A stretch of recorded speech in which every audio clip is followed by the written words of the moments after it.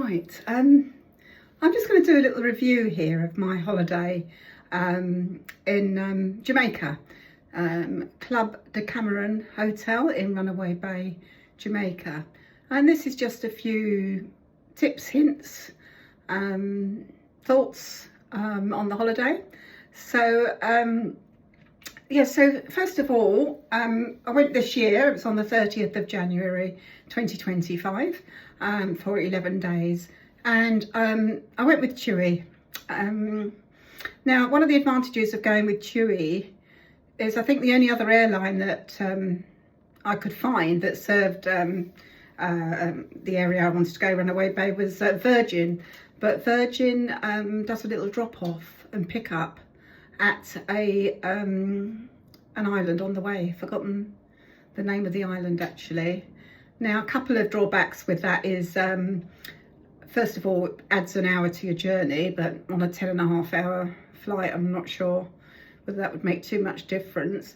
But some of the people that did that said it was a bit of a drag because they had to get all their hand luggage out of the overhead storage when the people got off, to make sure that nothing had been left behind, no dodgy stuff, for example. So they had to do that and then put it all back again, and then some new people joined. It took about an hour, they were saying.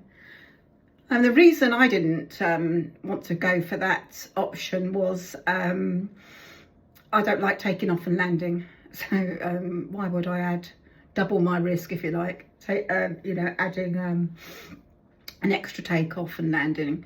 So chose to go with TUI, and I think that was a good move. There were a few advantages of going with TUI.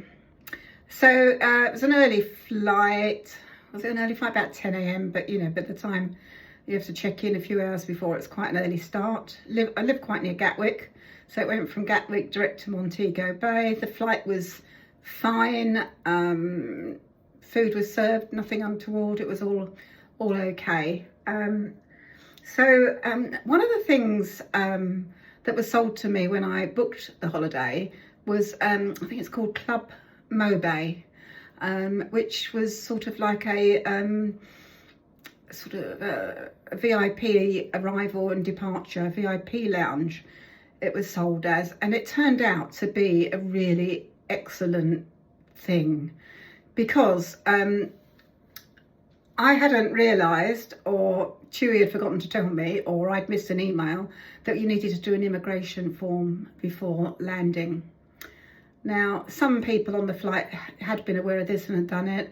Some people hadn't. And it was a completely chaotic at the arrivals, with people trying to scan a QR code, log in, find the form, answer the questions, etc. And I would have been in a bit of a panic about that, really. But as we got into the arrivals hall, there was a Club Mobay representative standing there with a placard with our names on it. So immediately we told her that we hadn't done the immigration form, and she was fabulous. There were screens in the arrivals hall where you could do it, and she just helped us do it. We had to use our email addresses and get a code to our email to log in, but she helped us fill all the forms in, and that was a real bonus. She was quite good as well, because she was helping some other people that, obviously we'd paid for that service, but she spent a couple of minutes helping others that were nearby whilst we were waiting for codes to come through, etc. But she was really good. I mean, she didn't sort of leave us stranded while she was helping the others, but whilst we were waiting for things, she assisted other people, which was kind, nice lady. And then after we finally got all the confirmations through, we had to go somewhere and have a picture taken that was matched with our passport. Anyway, she escorted us through. We jumped a few queues that she escorted us through. We got to baggage claim, and our bags came through. Because we'd been delayed filling this form in, our bags came through fairly quickly, which was really handy as soon as we got to the baggage. Then we went, she took us to register for our transport to the hotel just to say that we were there and get us registered. And then we went into a Club Mobay lounge. Now, this is not a luxurious lounge or anything, but it was a nice environment, air conditioned, and we could have free food and free drink. Now, we didn't have a lot of time for food because the coach was due to leave, but we did get a nice iced drink, which was lovely, and my partner had a beer, so that was quite nice, you know, in an air conditioned lounge, because obviously we were dressed in winter clothes, although I had t-shirt underneath my sweatshirt and jacket, so I was able to sort of strip off a little bit once we got there because it was quite warm. My hair is naturally curly, and you know, within minutes of landing it was just, you know, like Monica from Friends. There's more about the hair later. So then we got on the coach. It was an hour and a half journey to the hotel. We dropped a few others off first. Now, Club Decameron Hotel is a 3-star hotel, so expectations need to be managed. So when we were dropping off at some of the other hotels, the entrances were really quite outstanding and glamorous, and the Club Decameron was a little bit more basic. Still looked okay, still looked nice, but not quite as glamorous or grandiose as some of the others. Anyway, we got into reception. They were very nice, very helpful, gave us another fruit drink, which was lovely. A bellboy helped us with our bags and took us to our accommodation. Now, the accommodation in Club Decameron is huts, little individual huts, and they consist of a main bedroom with a TV in it, quite a large room, a separate bathroom, and a separate sort of walk-in wardrobe with a safe. There was a fridge in the room, and because we were chewy, there was a couple of beers in the fridge, a couple of Cokes, a couple of Sprites, and a huge bottle of, well, a big bottle of water, 2 litre I think, bottle of water. The water was replaced during the holiday. We don't drink much water, but it was replaced when we ran out. We usually just use the water to take our medication, being a couple of oldies. So it was quite a long walk to the to our accommodation, and it turned out that we were sort of last but one cabin at one end of the whole site. Now, this we were a little bit upset about at first because our outlook was a brick wall and we were right at the end, but this turned out to be actually a bonus in the end, so more about that as we go through. So it was clean, a nice big bed. I would say it's a super king bed, very comfortable bed. Neither of us had any trouble sleeping. When we arrived that night, because of there was a little bit of delay getting the coach away because some of the baggage was delayed coming off the aircraft, but and the hour and a half journey, but it was dark when we got to our room. We were quite tired as well. It was about 7:30, I think, 8 o'clock maybe. We went and had something to eat in the buffet restaurant, and we decided to go to bed because we were exhausted. We unpacked a bit of stuff and went to bed, slept well. The next morning, 9:15, the TUI representative, there was a card in our room saying there was a meeting at 9:15 a.m. that morning, so we trotted along to that just about in time, and she was quite informative, telling us a few things about what to do, what not to do, talked about some trips, etc. So she's there every day, I think from 8 till 1 or 2, except for Wednesdays and Saturdays. So that's she's got a useful little TUI room, I think it was called a reps room actually, next to the reception area. So I don't know if you've seen, if I was a bit more tech, I would be putting pictures in now to show you things, but I'm not very technical minded, so I'll add the pictures or perhaps some videos later. The accommodation of these little huts, which are fabulous. It's just really nice to be in that sort of accommodation rather than in an actual hotel. I loved it. It rained most mornings about 6 a.m. and the rain beating down on the roof was quite nice. You know, it was really loud sometimes. Woke me up a couple of times. Didn't wake my partner, he didn't wake up, but woke me most mornings. But it was a nice sound, you know, to get the rain over with nice and early. Keeps everything nice and green, but it was dry during the day, most days anyway. So as I said, we're one end of the site. In the middle of the site is the buffet restaurant and the pool area, and also where the main entertainment goes on. Quite noisy at that pool area. There's things going on most of the day, quizzes, etc., and music going on during the day. But at the other end of the site, right at the other end of the site, there's a quiet pool. Really worth finding that. Okay, this is just a quieter area. And also down that end of the site was the Chewy restaurant. So you could have breakfast down there if you were a Chewy guest. You're given a yellow armband if you're a Chewy guest. And it's a separate restaurant. Not quite as much choice for breakfast, but quieter and yeah, it's quite pleasant. Also, you could have your evening meal there, but you had to book that on the morning, early in the morning of the night before you wanted to eat there. They had 3 sittings, 6:30, 7:30 and 8:30. 6:30 in January was good for sunsets from that restaurant. So now I've got to say about the food in general, the food was hit and miss, all right, but you could usually find something you like. Down at this Chewy restaurant, we ate there twice. The first time we both had steak, it was really nice. The second time, my partner had steak, he was very disappointed. I had the salmon, which was nice, but it was cold. So the food down that end could sometimes not be hot.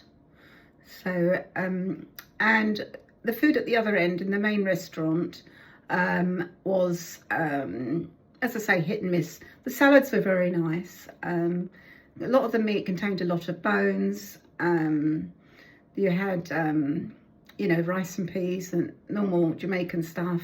Only one day did they have the goat curry. Disappointingly, I only got that on one day, and that was at lunchtime. And they had jerk chicken, jerk pork. But, you know, other lots of barbecue stuff as well, barbecue nights. This is an all-inclusive holiday, by the way. So, yeah, food, bit hit and miss. Okay, so if you're going for a cultural cuisine, yes, you'll get some national dishes, but I've had better food. So, yeah, so that's... is the middle area by the pool. Back to the quiet pool, reserving sunbeds. Well, you know, I don't like doing it, to be honest, but you know, it's difficult to get a sunbed unless you did get there a bit early. So what we ended up doing was we'd get up early, we'd go down and perhaps sit on the sunbed for an hour, you know, maybe 7 o'clock-ish, sit there down by the quiet pool, and then we'd go and have breakfast in the Chewy restaurant, which was just really close to the quiet pool. So it was only, we'd only be gone for half an hour. Now, some people were putting towels on their sunbeds and not turning up till the afternoon, which I think was a bit off. There were signs saying that towels would be removed, but they weren't. There was also signs saying no smoking, but people were. But they were very, very respectful, decent types of people. You know, the smokers were all sort of gathered down one end, smoking away from the people that were sunbathing. So, yeah, it was good. There's a bar by at the quiet pool, obviously the main bar by the central pool, by the buffet area. What else? Trips. Let's talk about trips. We booked just one trip before we went. We booked a double trip, which was Dunn's River Falls and Bob Marley's house.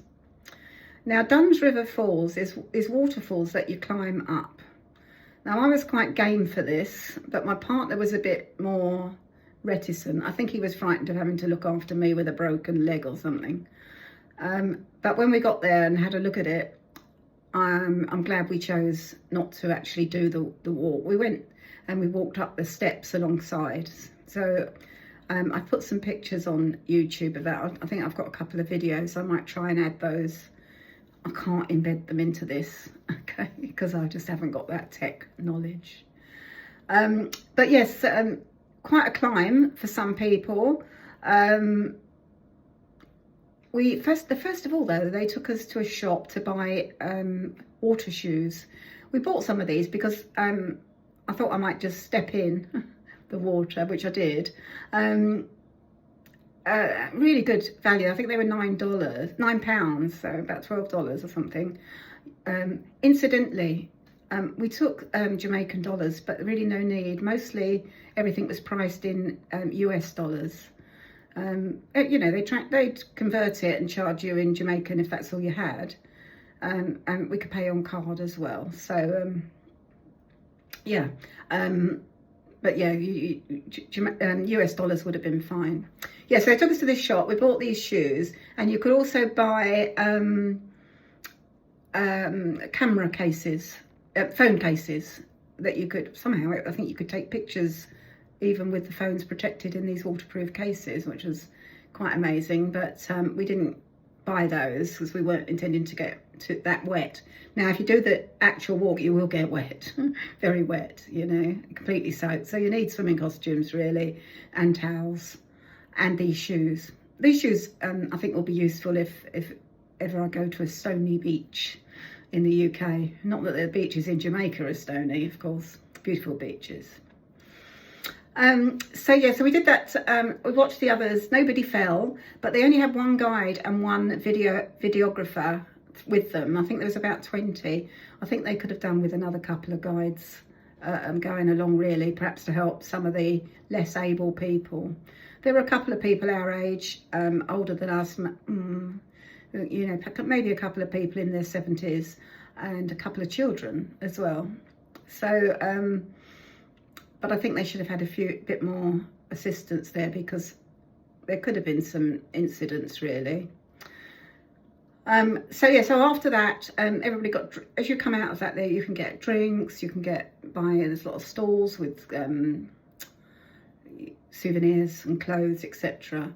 And I think got a bit confused with the guide. I think she advised us not to buy from these stalls, or certainly not to use our credit cards. So we didn't buy anything there except for a drink, which we bought with cash. And then they took us on for lunch. It took us to a really nice place for lunch. It was really, really nice. And we got chatting to another couple who were at a different hotel. They were in, I think, the bar here, and they said that their hotel room was right opposite, like, where all the noise was. They couldn't get away from the noise. So, which made us realise that we were quite lucky to be stuck down the end, away from the pool. And also, going back to the main venue at Club Decameron, the other end of the venue, where the quiet pool and the Chewy restaurant is, the people in those huts were troubled by traffic noise. It was right near the road, and there's an awful lot of traffic noise, awful lot of hooting goes on with the cars, and bumpy roads make the traffic noise quite bad. So in the end, we were very pleased that we were down that end, even though we only had a brick wall to look out on. There were seats outside, but some of the huts were in the gardens, which would have been really nice, and some were actually on the beachfront, which also would have been nice. I think you had to book them a little bit earlier.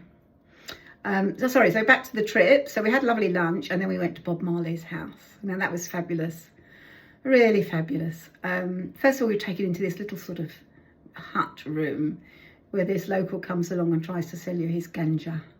All right, so you could buy stuff to smoke, gummies, and they call it space cake. All right, so they put you in this room and they're selling all this stuff that you could buy. And then you walked up quite a lot of stairs into the house where Bob Marley lived with his mum. She used to make dolls, and there was a sewing machine there and some of the dolls that she made. Bob Marley's bed was there. And apparently he had about 11 children, so they warned you not to touch the bed in case you got pregnant, because it seemed to be that easy to get pregnant. So yeah. Then we went up to his tomb, and he's in a tomb with his brother. His brother was 19 when he was shot by a stray bullet from the police. So I didn't know that. So his mum lost 2 children, bless her. Bob Marley died at, I think he was 36, because he had skin cancer. So we were allowed in his tomb. We couldn't eat in his tomb. I think you couldn't eat. Certainly you couldn't wear your shoes. You had to show respect, but you could smoke a spliff. All right, so that was considered respectful, to smoke a spliff around Bob Marley's tomb. And you could touch the tomb. They told you which end his head was at, and his brother was on top and he was underneath. So you could touch the outside of the tomb where his head was. So yeah, some very nice things to see around there. The living area, and where Bob Marley used to meditate, smoking his spliffs, looking out on the view. So some very nice things to see there. And then we got the coach back to the hotel. Got back about 5. So definitely glad that we chose to walk up the side of the falls. I was pleased to see the falls. If you're younger and more adventurous, I would say falls are a good thing to do. But it just wasn't for us. So where else am I going to talk to you? What else am I going to talk to you about? Entertainment. Most nights there was some sort of, I think it started about 8:30, where there was sort of some audience participation quizzes, which sometimes didn't work and sometimes did work, you know, getting people up to join in. So you had your regulars that would join in and some that wouldn't, like me, hiding. And then the main entertainment would be from about 9 till about 10, just before 10. And there'd be either dancing, jugglers. It was a good juggling act one night, actually. And music, sometimes reggae, sometimes normal music. So around the main pool area, there was always something going on. There were quizzes, bingo, or something, not bingo. I don't know, they were doing sort of quizzes and music and stuff. We used to notice it when we went for lunch, you know, up to the main restaurant, usually from the quiet pool. There were lots of little beaches, which was lovely, actually. Each little beach had a bar. So there was a little beach down our end with only about 5 or 6 pairs of sunbeds. We went down there a couple of times, and there were a couple more sort of separate beaches a bit further down, and then further down past the middle towards the quiet pool was another little beach called the Jetty Bar. Now, we had an email before we went saying the Jetty Bar would be open, but there would be no seating. The Jetty Bar has swing seats, or did have swing seats, but it wasn't open at all. The Jetty Bar was supposed to have reggae music all day, so that didn't happen. So I was a little bit disappointed to be misled there, really. And we were only told 2 days before we left that the seating wouldn't be available. And as it was, the whole thing was closed. I think there was another restaurant as well that was closed above the buffet restaurant.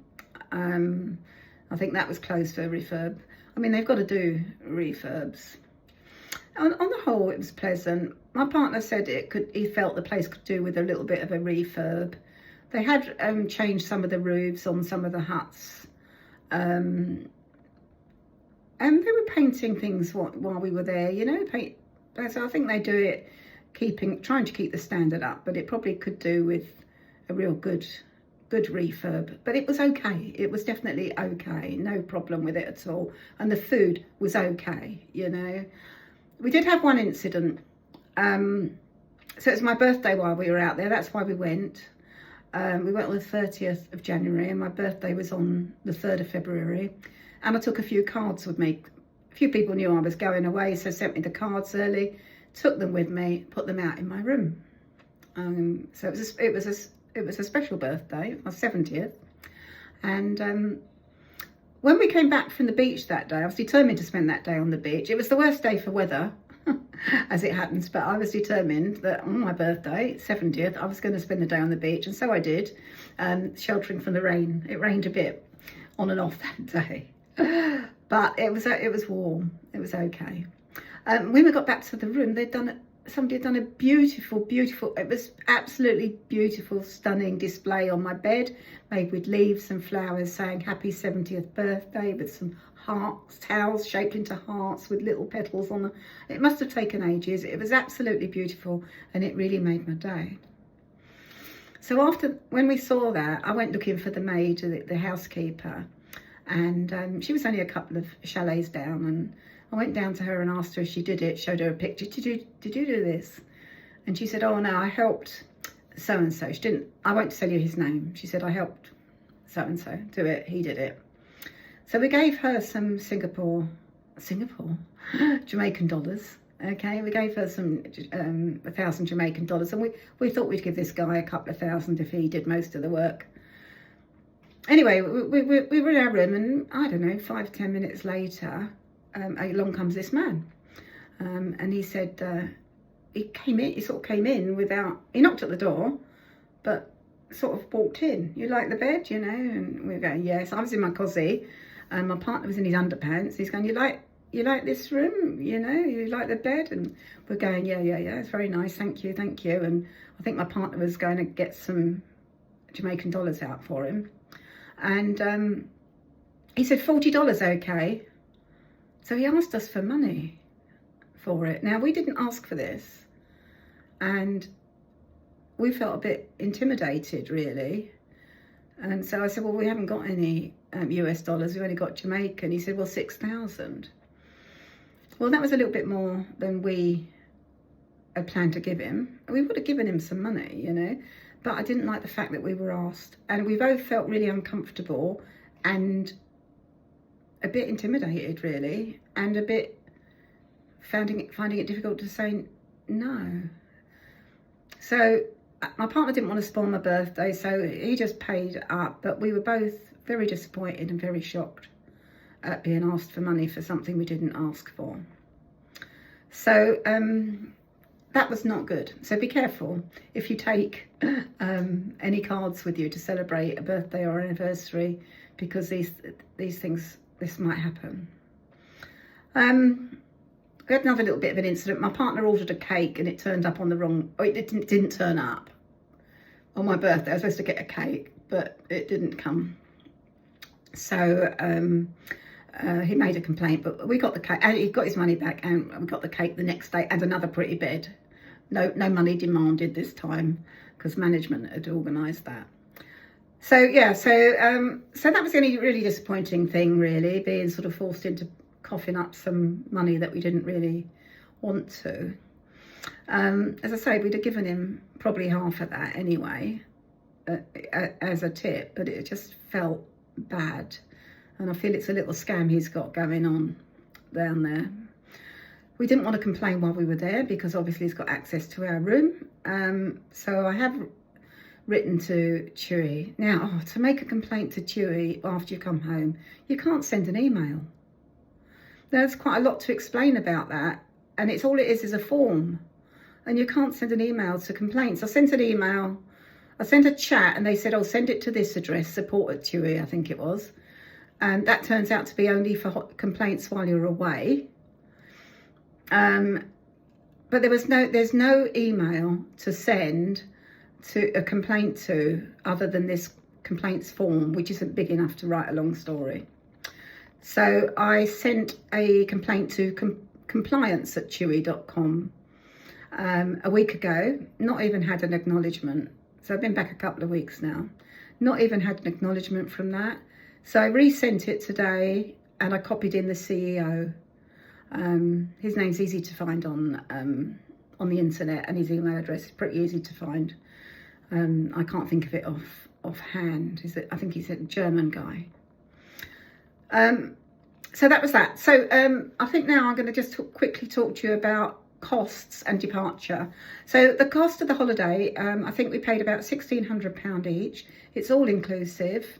There was food pretty much all day. You could get an afternoon snack at 3 p.m, which burger and chips or whatever. You know, breakfast. I think there was no food between 10:30 and 12. They've got to do some turnaround in the kitchens, really. £1,600, and that included the double trip, the Duns River Falls and Bob Marley, and this Club Mobay, all right, which was really helpful on arrival. So we also had Club Mobay on departure. We were told to be in reception at 12:50 on the day of departure. At 12:55, the TUI rep came out, said coach would be another 5 minutes, so we were kept informed. The coach took us to the airport, all fine. I think we picked up another couple at the couple of hotels. And so when we got to the airport, so even with Club Mobay, you still have to queue up to check your bags with everyone else. So we lost a little bit of time there finding out that, because I thought we might be able to jump that queue, but you're not able to jump that queue. You have to check your bags in with everyone else. So whilst we were trying to find that out, probably lost a few spaces in the queue, quite a long queue. But anyway, we got checked in, and then you go down the end of the departure hall with your Club Mobay receipt, or just your name, I think, and they gave you a sort of a Club Mobay ticket, and that got us through security passport control quickly. Now that made no difference at all, because there was nobody else in security or what's the other thing, passport control. So it didn't really make much difference. I was beginning to think, oh, it's a little bit of a waste. But as we got through, or as you get through duty free, there are further shops once you've gone through duty free. So if you're looking for the last minute present, don't feel obliged to buy it in the duty free, because there are more shops once you get through duty free down by the gates.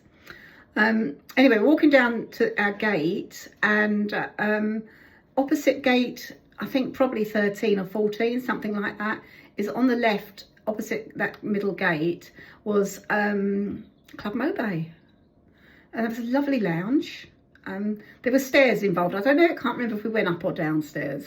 But anyway, there were stairs involved, and a lift. There was a lift, and the beautiful food, hot and cold food, tea and coffee, free drinks. All food was free, comfortable seating, pleasant atmosphere, plug sockets on the floor to trip over, but stuff to get your tech charged up as well.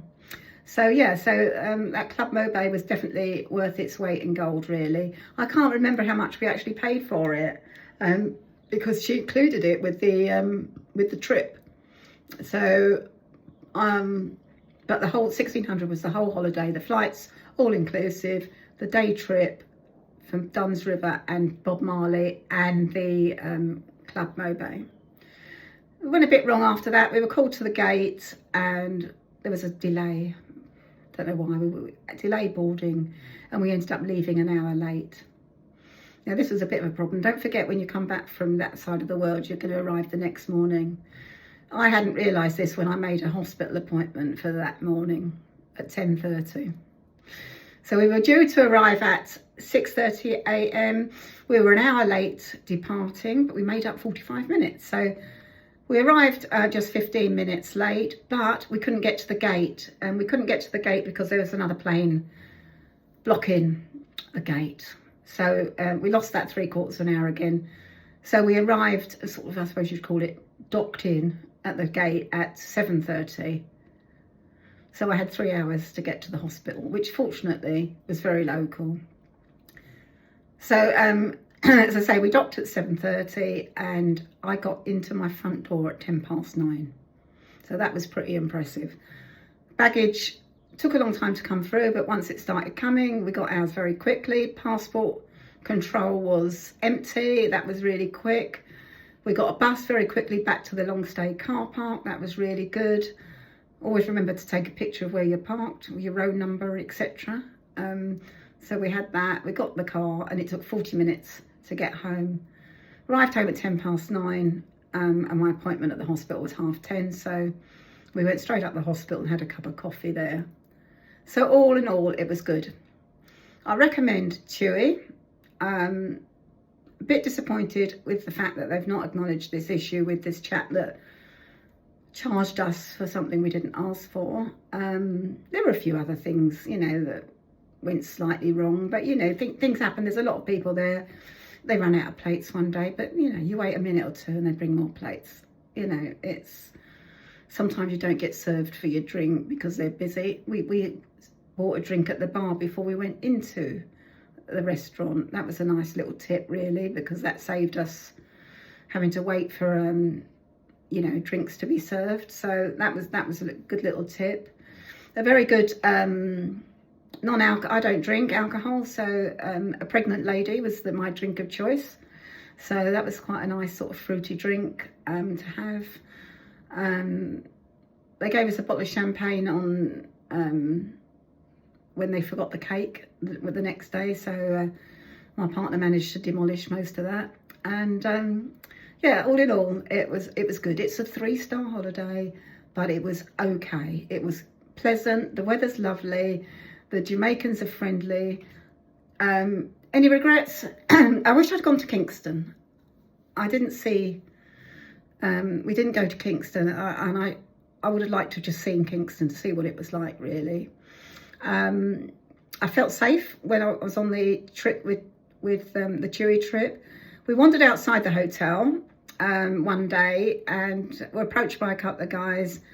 They were just friendly and chatty. I think they had a hustle going on. Not sure what it was. We didn't stick around long enough to find out, but he had a lot of money in his hand, Jamaican dollars. So I would possibly think he was offering to change up money. I don't know, you know, at some exorbitant rate or something.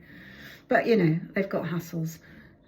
It was quite, driving past some of the areas, quite poor. Most of the poorer areas, they had something going on in their front yard, you know. They were selling something they'd grown. Or, you know, just that some sort of something going on. They were selling something, maybe drinks they'd bought at, you know, cheaper price, and people were selling things sort of at their front yard. So some of it was quite sad, really, that it was quite poor. There were some very nice houses too, some rich houses. And what they said was a lot of people, they call them generational housing. So they just build on extra bits of house. When people have babies, the next generation comes along, so keep adding extra bits. So they're often quite part-built houses because they save up, they build a bit, and then they need to save some more to build a bit more. So interesting culture there. So that's it. My first attempt at a YouTube video. I hope this comes out okay. I might add a few separate videos of some of the things there, some of the areas, walk through the gardens and the waterfall trek. I've got a few videos of that. So I'll add those separately and a couple of still shots. Okay, so right, that's me, my first YouTube video, 38 minutes. I hope I haven't bored you all to death.